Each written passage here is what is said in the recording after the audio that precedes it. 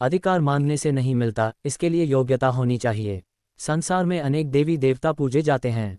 पहले जो जिसका इष्ट देव होता वही उसी की पूजा किया करता है।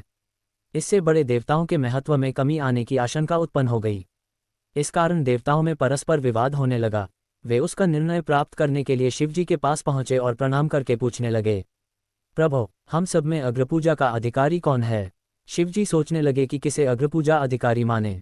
तभी उन्हें एक युक्ति सूझी। बोले, देवगण, इसका निपटारा बातों से नहीं तथ्यों से होगा। इसके लिए एक प्रतियोगिता रखनी होगी, विश्व परिक्रमा की प्रतियोगिता। देवगण उनका मुख देखने लगे, शंकित हृदय से सोचते थे कि कैसी प्रतियोगिता रहेगी।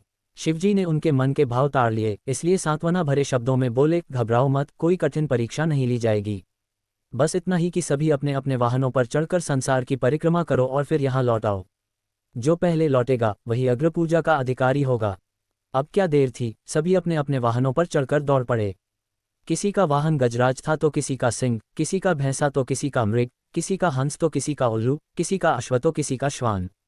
अभिप्राय ये कि वाहनों की विविधता के दर्शन उस समय जितने भले प्रकार से हो सकते थे उतने अन्य समय में नहीं। सबसे गया बीता वाहन गणेश जी का था मूषक।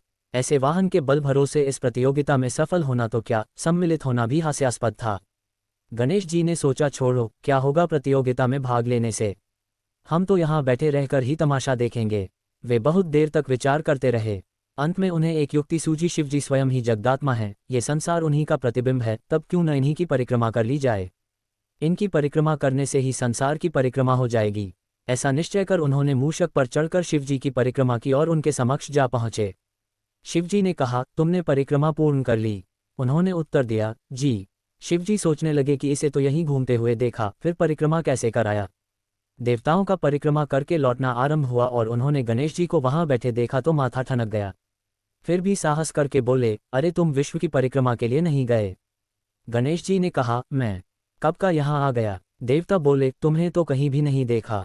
गणेश जी ने उत्तर दिया, देखते कहाँ से, समस्त संसार शिवजी में विद्यमान है, इनकी परिक्रमा करने से ही संसार की परिक्रमा पूर्ण हो गई।